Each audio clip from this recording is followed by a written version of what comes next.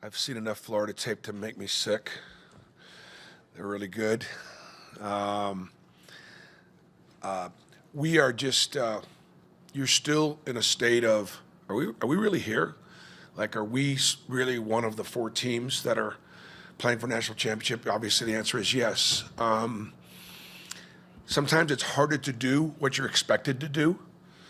And I suppose because we've been good all year long, this was expected.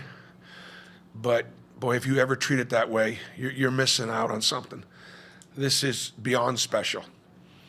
And we recognize we're going to have to play the 2 best games of the year in order to be successful and cut down nets on Monday night.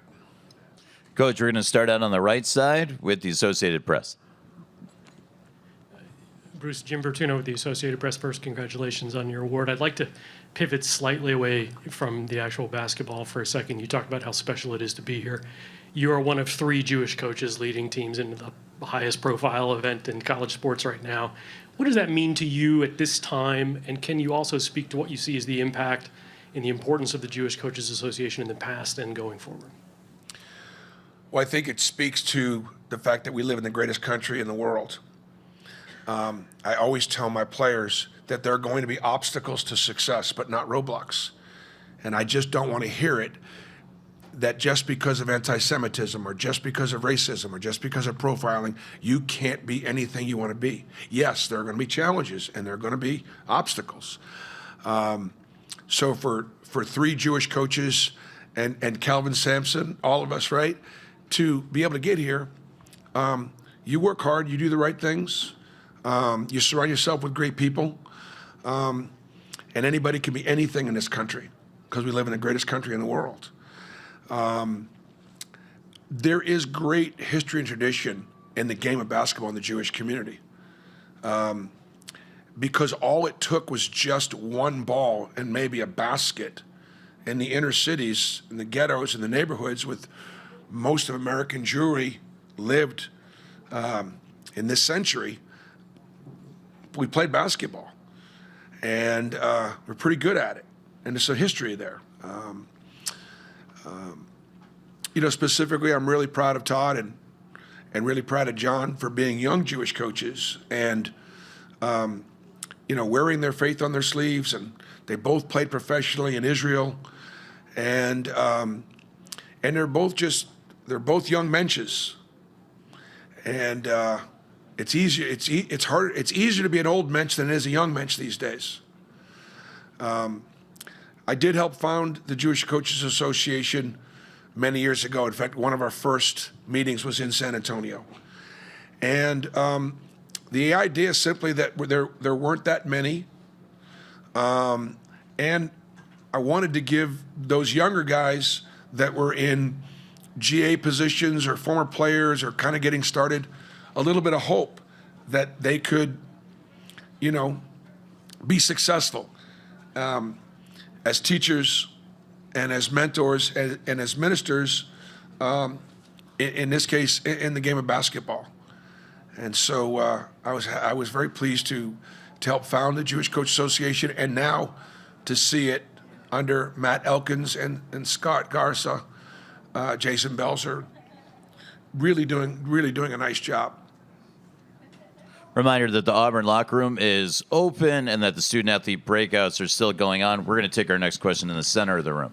Hey, Coach. Daryl Dapprich, Auburn Daily. I had an opportunity to speak to you preseason and talk about the non-conference schedule that you had put together, and did you feel like that was because of the team that you had coming back? Looking back on it now, a lot of those games that you scheduled kind of draw the connection to how that paid off to get you to where you are right now in the Final Four. Will do. I just want to finish your question. I wear this all the time, and that's this dog tag to bring the hostages home.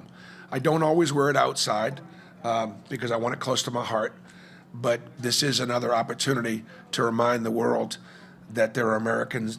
Edon Alexander is still held hostage, and we're praying that any day now he might get released. And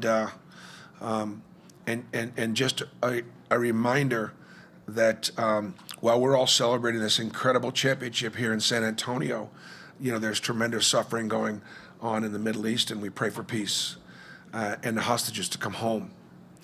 And if the hostages are released, the death and the dying will stop.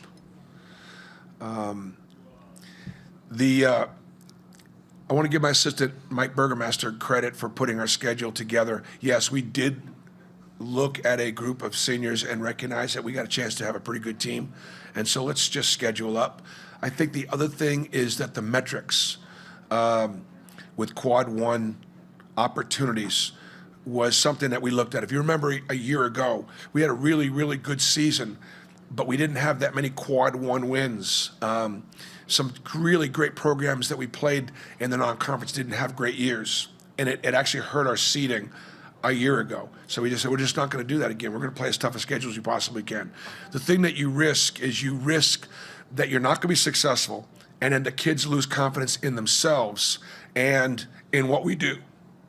But of course, this year, that wasn't the case.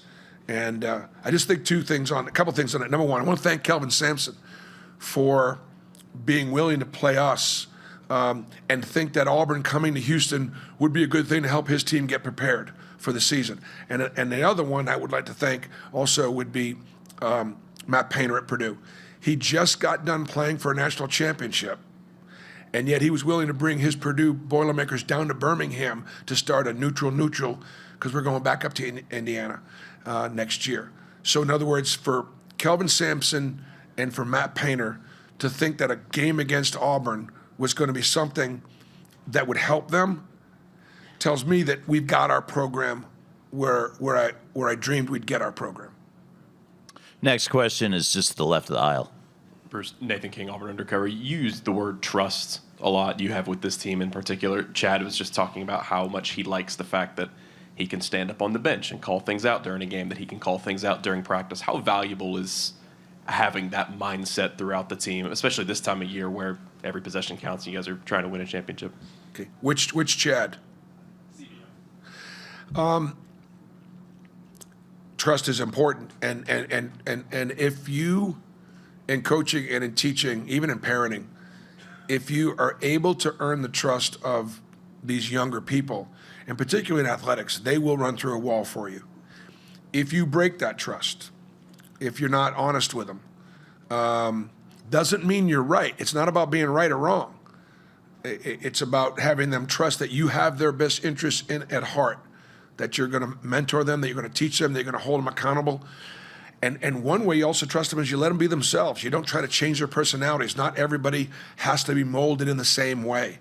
And if some people misunderstand that's their problem. So we do let Chad Baker-Mazzara be himself. And as a result, it has an opportunity to bring out the best in him sometimes, as a player. The other thing is, players have got to make sacrifices. If you're going to be part of a team, you've got to be accountable to the other guys on the team. You got to share the basketball. Some nights it's going to be your night, some nights not. And when it's not, you got to trust the process. You got to trust your teammates. And I can't tell you how many times all season long we would look to the guy to your right, look to the guy to the left. If it wasn't for them, we wouldn't be here, or we would not have won that game. So you begin to rely on each other, which then helps build the trust. Same area of the room, Chuck. Coach Chuck Culpepper from the Washington Post. If you could think back to what you were like as a kid in Massachusetts and what it would have meant to you, how it would have mattered to turn on the TV and see 3 Jewish head coaches in a Final Four. Well, I would have thought that it would have been Larry Brown, Hubie Brown, and if they had another brother, that Brown, right? Or not everybody knows that Guy Lewis at Houston was Jewish. It wasn't something that got a lot of attention back in the day, I don't think. And there have been others. I think as a young Jewish boy growing up in Boston, I would have been proud. But I also think back then it would have been a surprise to some of my peers that weren't Jewish. They may have been like, there's no way that would be the case, because obviously we're not athletic enough, and that's not the stereotype. But there is a stereotype about teaching. Jesus was a rabbi. And what is the definition of a rabbi? It's a teacher. And so that's part of my heritage. My Hebrew name is Mordechai. And if you know the story of Purim, Mordechai, he taught his niece, Queen Esther, he poured into her that if she did not reach out to the king somehow, Haman was going to have his way. And there would have been another Holocaust and a genocide of the Jewish people. And so silence is complicity in many, many ways, you know, for me and obviously what I stand for. And I think that's something that I'm proud of as a Jewish man. In the center of the room. Bruce, I want to ask about Denver. You get him out of this portal at FIU. He comes in as a scorer. 2 years in, he becomes one of your better perimeter defenders. To you, what has made him so good defensively? Man, I mean, Denver was a bucket getter. He was a leading scorer in Conference USA. He's still a bucket getter. But he also recognized that the level of athlete, the level of speed and quickness, I mean, 2 years ago, he couldn't even dream of guarding Walter Clayton. All right, now he's going to give it a go. And like few, he's got a shot to be able to guard him with some help. And so Denver recognized that he had to work on his lower body, he had to work on his core. He had to make it a priority. So he got in the weight room, he got in the slide boards, he got stronger. You know, he was already blessed. He was blessed with a pretty good bucket. I always tell those guys that can sit down and get a nice big bucket. There's power in them, their legs, and Denver's developed some power there. But I think as a result of what he's done, he's made himself an incredibly valuable player. Coach Golden talked about him yesterday being one of the more underrated players in the tournament. And, you know, Denver's going to play a lot of professional basketball in his career because he can get buckets, which he always was able to do, and now he can guard anybody. Up front to the right. Hey, Coach, Aaron Bracey from Hoops HQ. Janiah talked about how he's been overlooked his whole life, obviously starting at Morehead State. What has that done for him as a player? And when you recruit, how much do you value guys who've been overlooked? And if so, why? Well, I think valuing guys that have been overlooked, and then you bring them into a place like Auburn where, like, here's the deal. I spoil my kids, but I will slap the rotten right out of them. I spoil my players, but I will slap the rotten right out of them. And when you get a guy that's been overlooked and you spoil him, somehow he is more appreciative. He's more grateful for the opportunity. And then he goes to work every single day trying to prove people wrong. And even all season long, when we've been ranked and we've been good and whatever, I have not allowed people to play the favorite card. You know, we are still, of all the teams that are here, you know, Houston has got history and tradition of winning Final Fours and being here before. And Billy Donovan won some with Florida. Now Todd's got him back, and Duke speaks for itself. This is. I don't want to say this is our one shining moment because we've had a couple, but this is rare. We are still going to play that undercard card, and we still got 2 more opportunities hopefully to prove that we're a great basketball team. Coach, back in the room on the right, CL.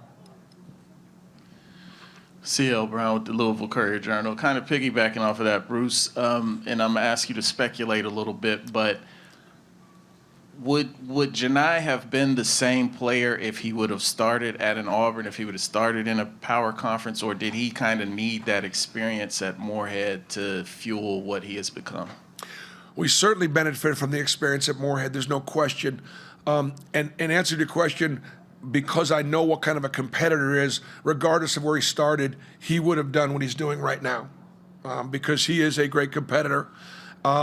He's got a combination of an inner confidence and a little bit of a chip on his shoulder. So I think the biggest thing is he's always been second guessed, whether it was out of high school, even in the OVC, coming to Auburn, he wasn't fast enough, quick enough, didn't jump high enough. The game wouldn't translate his lack of athleticism. They're wrong. And I think the same thing's going to be true when it comes to the NBA. There'll be a lot of clubs that won't draft him because he's just not the prototypical jumper. I know a lot of great jumpers that are bad athletes. Janiah Broom is a great athlete that doesn't jump very high. To the left of the aisle, in the back of the room. To your right, gentleman with the green polo. Bruce, Brian Stulls, Auburn Rivals. I spoke with your former manager, Michael Poe, last night.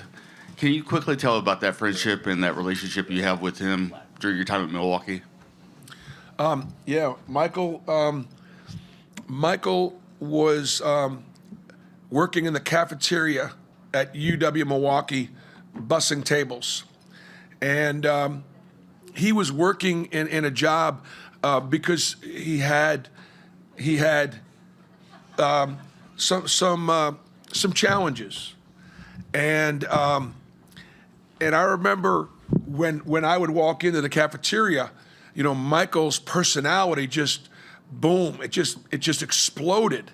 And I can remember so many times that the manager of the cafeteria would get upset with Michael because his job wasn't to have big personality and to meet and greet and to make everybody else's day and make everybody feel welcome and serve.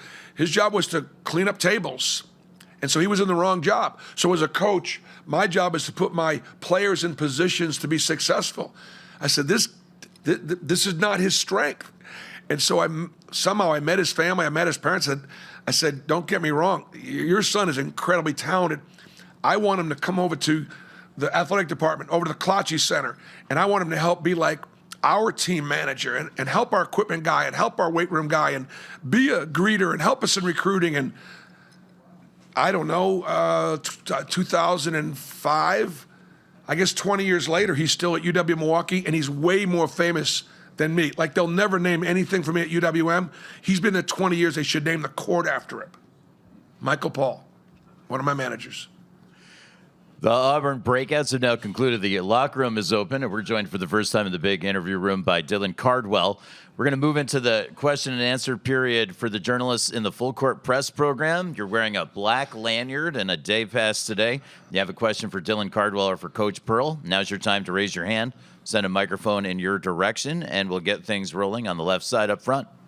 Coach, Brian McQuillan, Full Court Press. Tahad Pettiford's come off the bench throughout the tournament, scoring double digits in each game. Can you just talk about how he's embraced that role and how he impresses you as a freshman, how he continues to just make the mark the second he steps on the court? Yep. Well, two things. Number one, he was raised right in the sense that he's good enough to start, but not one time did we ever see a roll of the eye or a hunch of the shoulder, because if he did, his dad would slap that right out of him, like for real. In the sense that it's our job as coaches to try to place the players where we feel like we have a chance to be successful. And so he respected the coaching and the decisions that were being made. At the same time, he respected the guys that were starting. He respected Denver and Chad and Miles Kelly and the guys that were starting ahead of him as seniors and guys. At the same time now, he would not be very happy if he wasn't finishing games. And he's been a phenomenal finisher, especially, for a freshman. We put him in huge pressure situations, put the ball in his hands, and trust that he can make a play. And so he's been a joy to coach. He wants to get better. I think being 5'11" and being the underdog and having a little bit of a chip on his shoulder, even though he's from Jersey and he's got that inner confidence, he still goes out every day to try to prove people that maybe he was ranked a little higher than 25th or 30th best high school player in the country. There aren't 20 high school kids playing college basketball right now better than Todd Pettiford. There probably aren't even 5 high school players, 5 better freshmen in the country. Dylan and Coach, we're in that same area of the room up front on the left. Coach Terrell Thompson, Full Court Press. What things have you seen from your team, growth-wise, from the previous matchup against Florida that can lead to a victory tomorrow night? Well, I don't know if at that point of the season, for some reason, we had a little bit of fatigue. Florida came in and played great, and they're playing better now. And prior to the Florida game and since, I've been saying that I think they've been the best team in college basketball. That's not a knock on my team. It's not a knock on Houston or Duke. It's just how I evaluate their depth, the quality of their guard play. Clayton's been the best guard on the floor every single night. So we're going to have to – Clayton can't be the best guard on the floor tomorrow. Okay, their front line can't be the more aggressive and the more physical tomorrow. If they are, we lose. If they're not, we win. Midway up the aisle, just to the right. Hi there, Coach. Evan Veith, Full Court Press. Of course. Hey, guys, by the way, guys, you are missing the best interview here. This guy here is the best. You can get me anytime. I'm going to answer your question. You guys need to ask. This is the best interview in a country. Go ahead. I'm sorry, sir. And that was an artsy black and white photo that he took of himself and Coach before, too. Just want everybody to know. Sorry to give away your secrets, Dylan. Obviously, you and Coach Golden go way back, and there's always that idea that when you're a young player, you learn a lot from your coach, and then him transitioning into the coaching role probably took a lot from you. But since he's turned into a coach at Florida and you've played against him a lot and talked with him, of course, behind the scenes, what have you learned as a basketball coach, and how have you become a better coach by competing against him and working side by side with him? Well, I think, first of all, Todd had a great mind. And keep this in mind. When you are getting ready to start a new job and you choose the men or women that you want to surround yourself with, I chose my son, Steven. And I chose Todd Golden to be on my first staff to help me get things started at Auburn. So obviously it says everything about his character, about his work ethic, about his intellect, so on and so forth. The other thing, too, is Todd's his own man. Like when he first started coaching, he didn't do a lot of things that we did on the floor because his foundation was Randy Bennett, Coach Smith, other coaches that he had been around. But I'm sure he took notice of how we had to build a staff or how we treated the players or how we got people to play hard, obviously how we worked. What I've learned from Todd is to pay attention to the analytics, to pay attention to what the numbers said. And Mike Burgermeister, who's my offensive coordinator, Stephen Pearl's my defensive coordinator, pay very close attention to the analytics, and I'm sure they share that with something they got from working with Todd. We have 5 full court questions in the queue right now. 1, 2, 3, 4, 5. Anybody for Dylan? Let's come up front. Front right microphone, Aaron. Hi, Dylan. After you fouled out in the Alabama game, you went straight to the bench and prayed. Coach Pearl has been very vocal about his Jewish faith. I'd love to know what role does faith play, even when practiced differently, into the success of this Auburn team? Yeah, first and foremost, all glory to my Lord and Savior Jesus Christ. Though Christian Judaism, might have our differences, we believe in the same God. And it's just been great to see and encouraging to see that I am under a coach who just is so vocal about his own faith, but allows us to pursue our own, and he encourages us to be vocal about it. The role faith plays on this team is the biggest role possible. We wouldn't be here without it. It's a huge catalyst for us. Look at all the games we've been in. We've been in 10 or 10 to 11, one possession games, and we've only lost one of them. And I guess it was the Alabama game at home, which kind of sucked to go through. But it's just encouraging to see. Like I said, we've been where we're at. But we wouldn't be as humble as we are. We wouldn't be as connected as we are without faith. And I'll give you an example. Continue to talk about Bruce Pearl. He encouraged us to have these breakfasts, but also he encouraged us to have Bible study. I've never seen a coach like him to encourage these things. Without these Bible studies, we wouldn't be able to connect with each other in a deeper level outside of basketball. And the word of our year has been sacrifice. And you don't know sacrifice if you don't know Jesus Christ. He's the one who died for all of our sins. And that's kind of been the reason that we've had this level of urgency lately, is because we understand that our sacrifice, on the other side of our sacrifice, is the potential to play for a national championship and win a national championship, not just for our own glory, not just for the glory of ourselves, but for the glory of our Lord and Savior Jesus Christ. But I also win a national championship for this university and also for Bruce Pearl. I've been here for 5 years, and he has showed me the ropes to be a great Auburn man. And every time I'm praying, I'm always praying for a national championship to win it for Bruce Pearl, because he earned it and he has deserved it. And so I'm grateful to be on the stage. I'm grateful to play for and serve a coach like Bruce Pearl, and I'm grateful that God has led me to Auburn. That's why I've stayed here for 5 years, because I love God, I love Auburn, and not most importantly, but importantly, I do love Bruce Pearl. Second row, center. Hi, Coach. Patrick Walsh, Full Court Press. You've been here before. Kind of take me through what you learned from 2019's experience, and what's one major lesson that you can apply to this year to get you over the hump? Well, that I like being in the warm weather of San Antonio versus the freezing cold of Minneapolis. So that's one thing I've learned. The incredible number of obligations prior to the game with the media and things like that. One of the things that we went through yesterday in practice was we had put in a couple of looks that we hadn't run for a while. And it was amazing how everybody forgot them yesterday. And the reason is they got a lot going on. Like, their minds are going, the social media is going, the obligations that we have, the gifts, we got a game. And we got to lock in and focus. And having been there before, it was so good to go through a few things yesterday and watch them forget everything. And I went, oh my gosh, it was good. Because now I think today they're going to be more locked in and just be ready to try to play this basketball game. We recognize that we got to have some special tomorrow. We talk about that a lot. We got to have some special tomorrow if you're gonna win, especially with the field right now is. These are the best 4 teams in college basketball. I don't care who your 5th team is. I don't care. They don't belong here. These 4 teams have earned it all year long. It's not a knock on anybody else, but it's a compliment to all these teams, all these coaches, all these programs. 2 questions up front on the right side. Hi, guys. Ryan Hopper, Full Court Press. This could be for either one of y'all. With the nature of the NCAA tournament, single elimination, you've been here, Dylan, for 5 years. Coach, you've been here 11 years. Take us through coaching or playing in March Madness and how it could all be over within 40 minutes of basketball. We'll ask Dylan to take that first. Yeah. I think our coaching staff does a great job of scouting and having us ready, but at the end of the day, we can't control if our shots go in. We can't control what the other team does, but we can control, like Bruce Pearl always talks about, is our effort and our energy and making sure that we have the most effort on the court and being relentless. And that's kind of been the MO of our past 4 games, is just being relentless. We don't really go into games saying, hey, this is an elimination game. You can't win a game like that. What we do is we segment our games. We just try to be present, be where our feet are, and just like I said, just focus on the game, things that we can control. Like I said, we can't control what a ref calls, but just making sure we're primed to play and ready to play.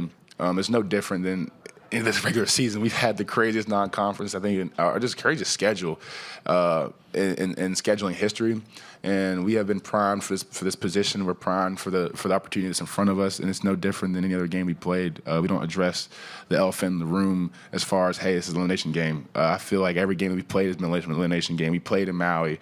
We played at Houston. Every game we played at Duke. We played Alabama. We played all these crazy quad one games. Every game that we played, it was a must-win game for us, and this is just no different.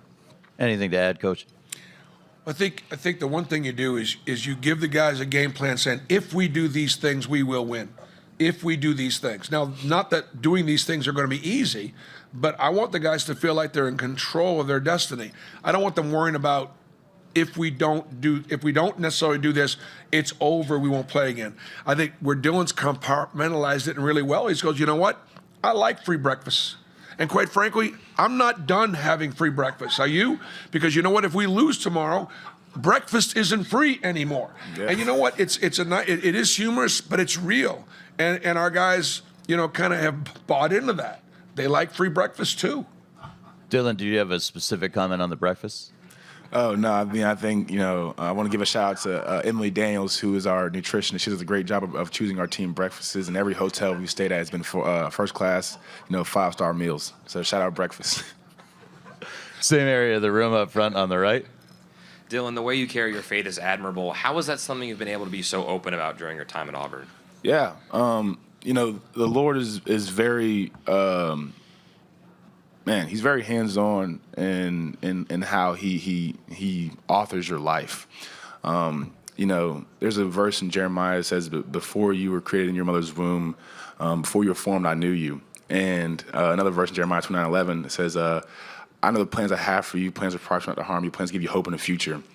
As much as my journey's been as up and down at Auburn, and it's frustrating. There was a time in my life where I questioned God on why he brought, Bruce Pearl into my life.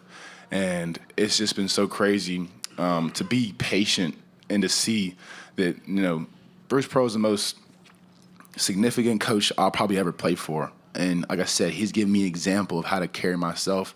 And we never really had these conversations. We had a heart-to-heart last year that helped us become friends. But, I want to give him his flowers now. I can still smell them. He showed me the ropes to be an Auburn man, but he's also shown me that it's okay and it's also admirable to be as open as you are about your faith. As you can see, he's very open about his faith and also about the hostage situation going on in Israel. And I've just followed his example, of everything everything that I feel and I have the heart for, the Lord's put in my heart. I'm open about it. I'm very open about the Lord. I'm very open about, my family. But if it wasn't for the Lord giving me Bruce Pearl as an example, I mean, I would just play like every other player in the country, just playing basketball and only being an athlete. So, shout out BP again. I'm just going to follow up with one thought. I don't know exactly where I learned this along the way. I think my wife Brandy helped me understand this, but one of the biggest ways you can hurt somebody's feelings, not be mad at them, not be jealous of them, not be envious of them, not even be angry with them, to ignore them. To ignore them. I don't want my players to ignore their Father God. I don't. I want them to visit with him. I want them to be open to him because he wants to be a part of their life. He wants to be a part of the solution, not part of the problem. And I remember growing up Jewish, and there were a lot of things that we would do in prayer that were, holy. The Bema was holy. The Torah scrolls were placed in a very holy place. We would put a prayer shawl on. We'd cover our head. And it wasn't the Holy of Holies, but it was very significant. And so I grew up kind of thinking, man, God's awfully busy. I just think I don't want to bother him. And then Brandy had said to me, she said, let me ask you a question. She said, if there was something that your father could do for you, but you didn't want to ask him because you thought he was too busy. And I'm talking about my dad. Don't you think that would really upset? Why didn't you come to me? Why didn't you ask me? And that's what the Lord is.